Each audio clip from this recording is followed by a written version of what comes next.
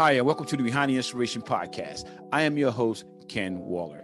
And first of all, I just want to wish everybody a happy new year and how excited I am to have this to be my first show of the year. And, we look around, we think about how fortunate some of us are, and we also think about how unfortunate some people are. So we just want to maintain a certain level of what Behind the Inspiration podcast is all about. And it is about encouraging, motivating, and inspire people to do different things in their lives, and also understand that there are people out here with inspiring stories that we don't get to hear all the time, or on a regular basis, I should say. So without further ado, I just want to introduce a special guest today. I followed this brother. I had no idea who he really was. Come to find out, I learned a lot about him just in that short period of time. And he was gracious enough to join the Behind the Inspiration podcast as my first guest for the year. So without further ado, again, I just want to introduce Mr. Calvin Harris. And I'm going to give you a little bit about Mr. Harris, but of course, he can give you way more than I can give you. And I'm very excited about his career. I'm very excited about some of the things that he's doing. But let me give you a little history. Mr. Calvin Harris actually is the senior vice president of the National Urban League based out of New York City. He's been in this financial business. He's a certified public accountant, and he's been in that particular area for over 25 years, which I think is a feat for itself. And in that 25 years, he's actually worked for level C-level. He has C-level experience with a lot of different organizations. Again, he went to Morehouse College, which some of you guys may be familiar with, the Morehouse College. And also too, he served in a lot of different capacities. And I tell you, it's just this brother's like so impactful. And again, you may not heard a lot about him, but you will, trust me and believe. So without further ado, I'm going to introduce again Mr. Calvin Harris Jr., because I'm Kenneth Waller Jr. So we have that in common as well. So Mr. Calvin Harris, again, welcome to the Behind the Inspiration podcast show, sir. I am so pleased to have you with us. Well, thank you so much, Ken. It's really great to be here. So I appreciate you, taking the time to talk with me today. Glad to be here. Yes, sir. Thank you. Well, I always I dive into a lot of my podcasts based on the fact that, we always say ordinary people doing extraordinary things. And, that's the reason I believe that I kind of reached out to you, because I said, hey, this brother's doing some impactful things in his career, but he's also doing some things that I think are important to let people know that inspiration is just what it is. We have to inspire people to do other things. So if you would, Calvin, if you can touch on a little more of the things that you're involved with. Sure. Gosh, where to start? So, as you mentioned, I'm here in New York.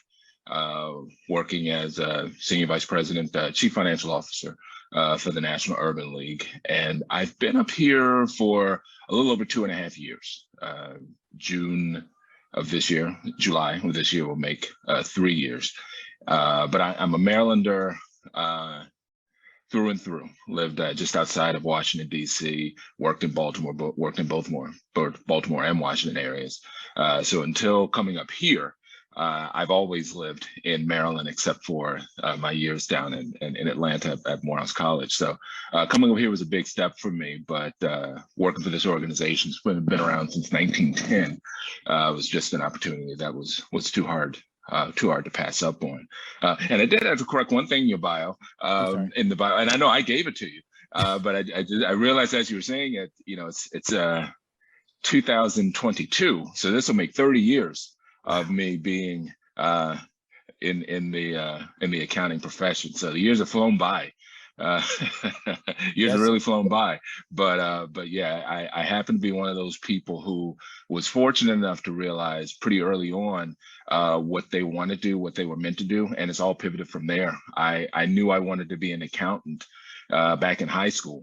I took bookkeeping classes in high school. My late mother, was a business math and bookkeeping high school teacher. So early on, I knew this was the right fit for me. So everything I've done since then obviously goes back to the inspiration from my parents and people back in high school. So it's you never could have told a 15-year-old me that I'd be here at this point. So yeah. And very that's blessed. interesting, Calvin. It's really interesting because I'm looking now at the evolution, if you will, of what you've done in your career. Yeah. And that was going to be my next point. To have such an extensive background, an extensive career, a very successful career.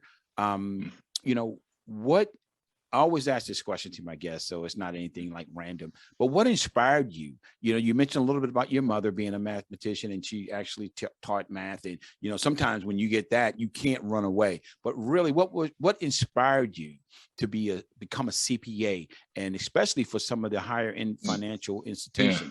So what inspired you to do that? Yeah, it's not any one thing. And ended up being a lot of things. I was good at math. My father was a math major, did math. My mother not, taught, business math. So, so certainly some of that might have been in the blood. But the CPA part sticks out as much as anything because, last year, 2021 was the 100th anniversary of the very first Black CPA. So there aren't that many of us. We're still less than 1% of all CPAs. It's a woefully low number, despite a lot of great efforts by a lot of organizations, including a few organizations I remain involved in. But I remember one job I had, one of my first job as a teenager, was working at a drugstore, pharmacy, sort of location, and I did cashier work and clean floors too. did a little bit of everything. But I remember one of the pharmacists, and I wish I could remember his name. I'd probably have to thank him. I remember telling him, he was asking me once, he was older gentleman asking a high schooler, "Hey, what do you want to do?" I said, "Well, I think I'm going to be an accountant." And I remember him saying, "Well, are you going to become a CPA?" And it really wasn't much of a question that he asked me, as much as a statement. And I was like, "Well, I don't really know." He said, "Well, if you're going to do it, you need at least to aspire to the highest levels." That was always in my head, that if I was going to do something, I'm going to do it at the highest level, possible, and then go from there. So it was, a combination of parents, pharmacy, a lot of exceptional teachers, including some who unfortunately passed away. So there are a lot of things and a lot of people along the way who have inspired me to get where I am. And I often think that when you think about how you end up at a certain place, and we'll say career, but I don't think this only applies to career. I think it applies to our lives broadly, in terms of whether you get somewhere through hard work or whatever you want to call it, luck, grace, blessings, any of the above. And I always think it's a combination of both. I don't think anybody really gets to any place of success, however you want to define success, without a bit of both. Let there be no doubt, I've worked very, very hard for what I have, but I'm also not naive or arrogant enough to think that I did it all alone. There are a lot of people that have done a lot of things for me, many of whom I'm sure I'll never know about. There are a lot of blessings that have come my way to where I can't explain why I have this opportunity versus another person. In some cases, just dumb luck. that I just happened to be in those situations. So I always think it's a combination of both.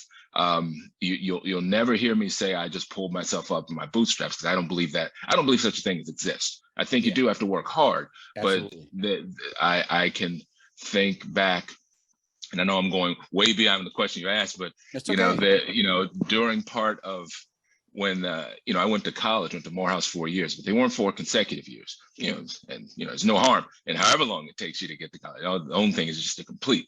But I had to take a year off between my freshman and sophomore year, because during that time, my family was struggling financially, and was homeless for a bit period of that time.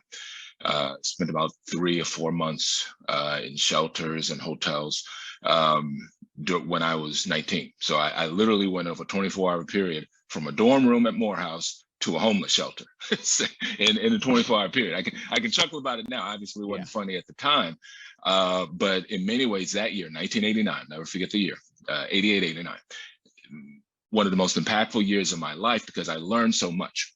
I learned about how important it is to not take your opportunities for granted. I learned that you can be in a wonderful situation and immediately have it all disappear. I also learned how important it is to just have strengths. There were things that my parents did over the course of that year that were, go beyond of making sure the family stayed together. And perhaps the most important thing I learned, because I spent that year working for a moving company, moving furniture here and there. I learned that you never are truly defined by the job you do. You get to define who you are. But I saw a lot of folks, it was all guys. They were both men and women doing moving furniture, mostly men though. But I ran across a lot of people who I knew were just as smart, if not smarter than me. And they couldn't go to college, whether it was they just didn't have the money. In one or two cases, someone had started a family very early as a teenager and they were working to support their family. In some cases, they just couldn't figure out the right path.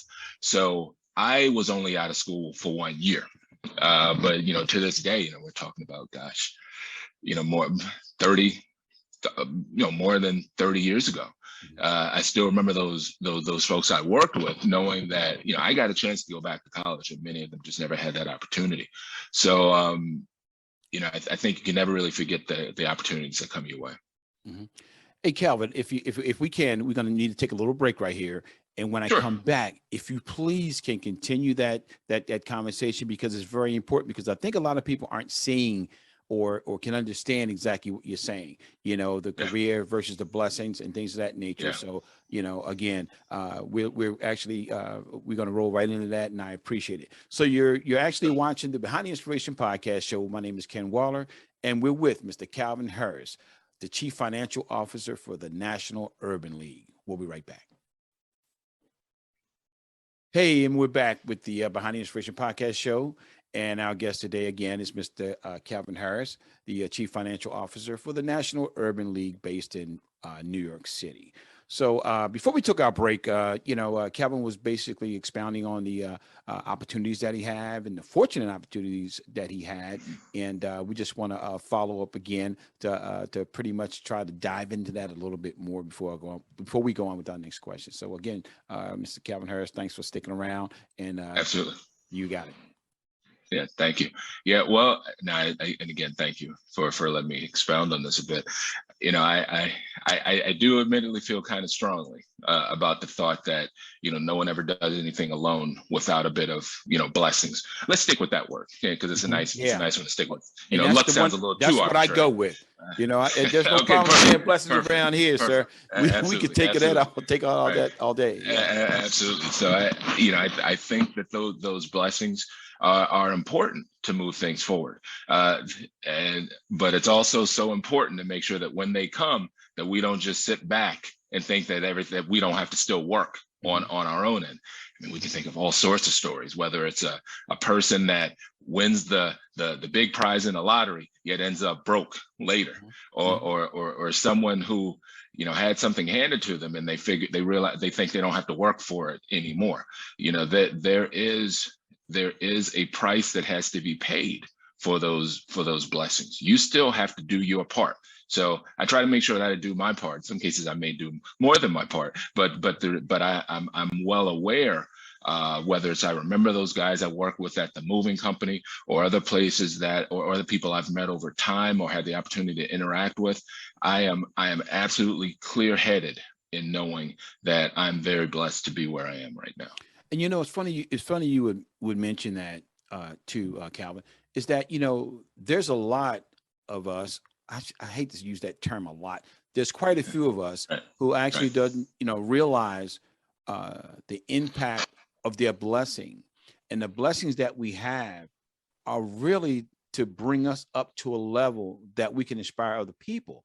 You can't just keep all of this. You just can't keep all of the gifts that you've been given, the opportunities that you've been given, even to a point, like you mentioned about being homeless and the actual road that you've taken to be successful. Some of those things are really built. I said that they're building blocks. And by them being building blocks, we have to remember that if we're building anything, a lot of times we don't build that thing on our own. So it's important to reach back, try to encourage someone to try to get to the same areas, or go past where you currently are. So Absolutely. I appreciate Absolutely. you saying that in regards to some of Yeah. the guys that you work with may have not have gotten the opportunities, but that takes me right into my next question. Sure. Outside of the financial world, which you've been very successful. I see here that you were voted one of the top CPAs in the country, I believe, out of the a magazine, I believe, in Baltimore, the accounting magazine, I believe in Baltimore. Correct me if I'm wrong, but that says a lot about you, and it says a lot about your career, and not just your career, but it says about how you worked hard enough to become that person. So yeah, thank you. In that, and knowing that that's just a small part. It's big, but it's just a small part of who you are. And I want to touch on a little part of that, because that was something that initially I started following you with, was your career side. But there's another side of you that also that also captured my attention, because of the nature of all that transpired in your life. Yeah. And if you will, could you please touch on some of the other things that you do and that you're involved with outside of your CPA profession? Sure. Yeah, no problem. Yeah, no, I think it's important to always mention those kind of things, because ideally we're all whole people, that we're bringing our, I don't like saying the phrase authentic selves, but I just said it, but we're bringing our full selves in everything we do. Admittedly, part of the reason I work at National Urban League and have spent a bunch of my career in non-for-profit, foundation, higher education, is that when you, in these sort of places, I get to know that I'm doing good. So it's a wonderful feeling knowing that you can see the gauge. You see the gauge.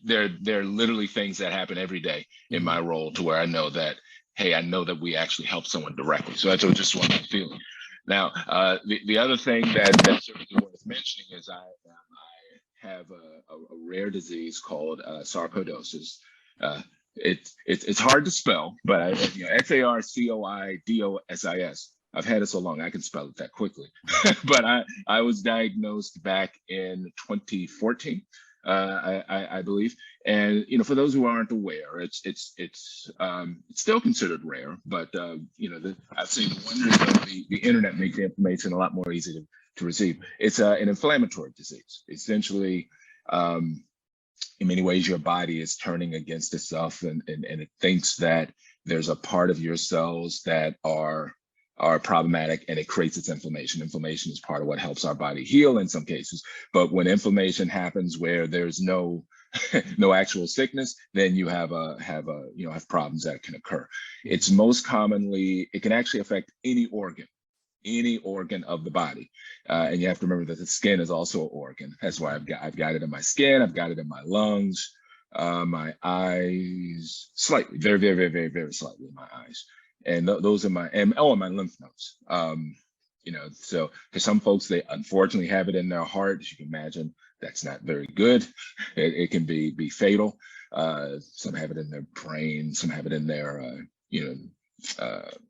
neurological issues. So it can create all sorts of issues.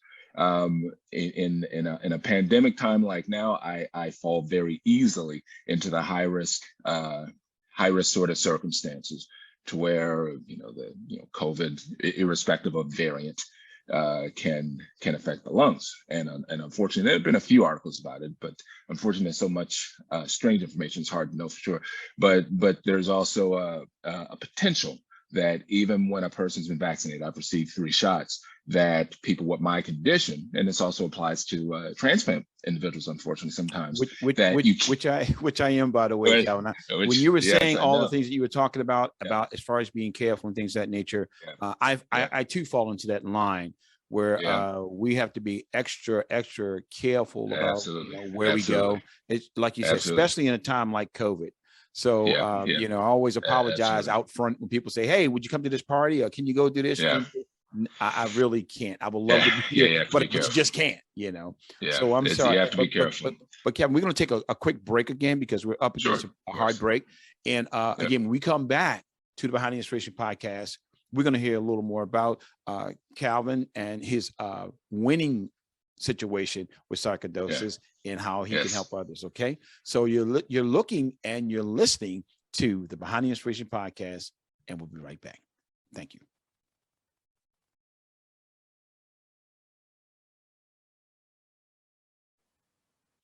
And we're back.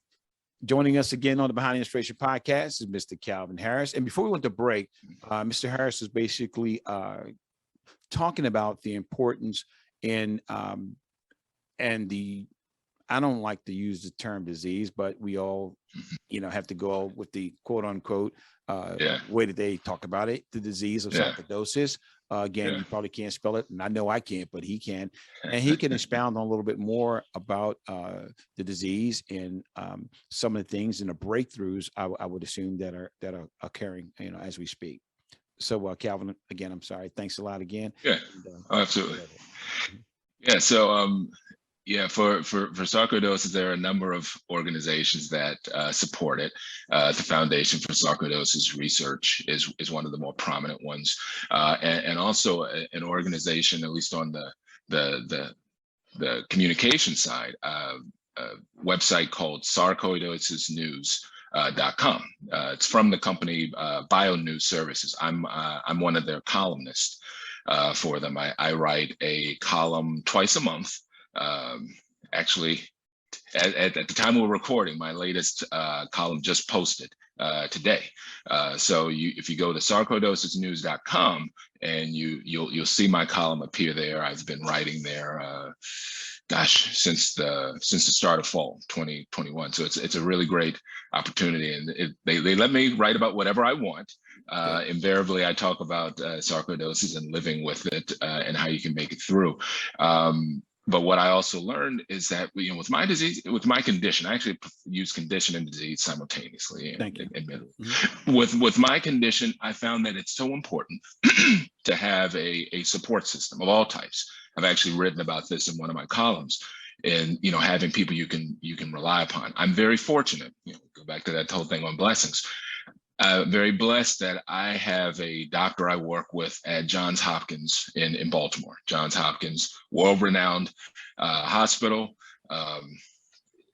They have a clinic specifically devoted to my condition, and they have only 2 doctors in that, for as big as they are, and one of them is my doctor there. So even though I've moved to New York, I mentioned earlier, I'm from Maryland, I still go down to Baltimore every few months to chat with her. And I will say technology makes it easy to you can send emails. So I'm one of the fortunate ones to where I've got access to the absolute best in the world care for my condition. So with that, I'm able, to borrow my doctor's words, I end up being a more highly functional patient. So I admittedly have tried things and attempted things that you're supposedly not supposed to be able to do with sarcoidosis. If you could, I want to break in there on that, because initially when I found out about your condition, one of the first things I saw was you running a marathon. And then I also found out that you're a Peloton rider. So if you could touch on exactly, I just want, if you could roll into what you mentioned about taking it to the next level. Even if you have that condition. So I guess that will almost be my third question is, what could you tell someone who thinks the chips are down and thinking that you can't do anything about your condition? What would you tell someone to encourage them? Like you're encouraging others, of course, just by watching you, but the people that don't know you, what could you tell them? I would say to borrow from the very title of my column, to run your own race. That's the title I came up with for the column, because that phrase, and I'm not sure who I borrowed it from, but it speaks to me a lot. Is that so often, many of us, I'm certainly guilty of this, fall into the trap of comparing ourselves to others. Yes. This person has that, this Yes, person's sir. done that, that'll never be me.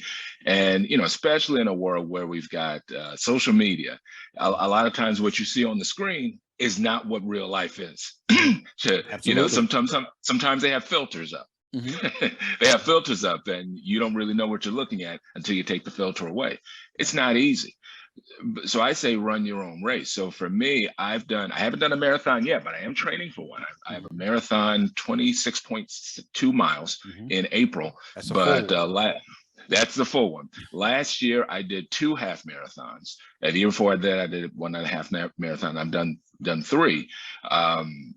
But I also have bad lungs. There's no other way around. That's the encouraging piece. Yeah. So that's for me, sometimes I run slowly. Sometimes I run very slowly. But I try very hard not to stop. If I can't run, I'm going to jog. If I can't jog, I'm going to walk. If I walk, I'm going to crawl. But one way or another, I'm going to find a way to keep moving.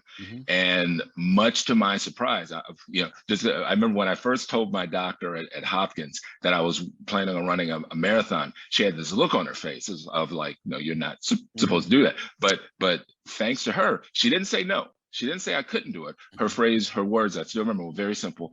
Calvin, just listen to your lungs. I listened to my body. I did what I could do. I was very surprised I could do it. Sometime later today, I'm supposed to go run 4 miles as a training run. That's about as short a run as I'm going to be able to do for training for the marathon. But much to my surprise, even though I'm not the fastest person out there. I mean, I'm 52 years old with bad lungs. How fast am I going to be? But I'm able to run my race, I'm able to do what I can, and that's okay. So what I would say to anybody, if you're struggling with someone, and I realize my version of sarcoidosis may not be as bad as others, or may be worse than some others, that's fine. It doesn't even matter. Do what you can, and move. Go at your own pace, run your own race. Whether we're talking about exercise or any other part of our lives. One of the worst traps we can fall into, and I'm guilty. So I'm not saying that I'm not as guilty of this as anyone else, is comparing ourselves to others. And sometimes others is our own selves. I have certainly been guilty of thinking of what I was able to do when I was younger, or the things that I had when I was younger. And that can sometimes be helpful to look back, to assess where we are, to reassess, to be thankful for where we are. But ultimately, we can only move in one direction, and that's forward. We can look at the past, we can remember the past, we can be thankful for the past, we can be regretful for the past, but ultimately we can't go back there. We can only move forward. So, what I would say to anyone, and then, maybe you don't exercise, maybe it's too tough, but maybe you just move a little bit, or if it comes down to a career change or a job change, or trying to do something you've always wanted to do, just give it a shot. If you fail, then maybe you fail. I for 3 years, 4 years, I actually consulted, did consulting work. I won't call it a failure, but I was certainly not as successful as I would like to have been. But I learned a lot from that period, even though that period was very, very bleak, very, very dark, because of so many other things that were going on. But all I tried to do was just keep moving forward. So sometimes that's the best thing we can do. And it's so interesting, Calvin, that you would mention that is, again, this show is called the Behind the Inspiration Podcast, and there's a lot of people that really don't know my full story, and I'm just going to touch on a part of what you said based on my own personal story. Is that you can't sit around and just say, "Oh, it's just me," and you sit back to watch everything start to crumble around you. The most encouraging thing that I was able to do is surround myself around people who believed in me, believed in me enough to push me.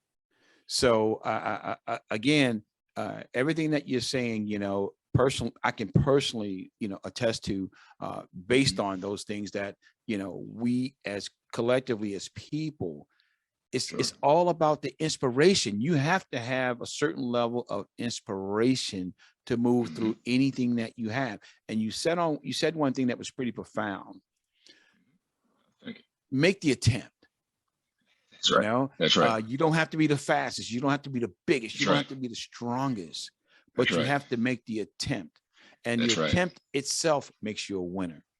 So Calvin, we're going to take this final break right here. And when I come back, I want to ask you, again, if you could give us a good nugget to go out on, especially, for people who may be suffering from a certain kind of illness or whatever. So again, we'll be right back. You're watching the Behind the Inspiration podcast show. My name is Ken Waller. I am your host with Mr. Calvin Harris.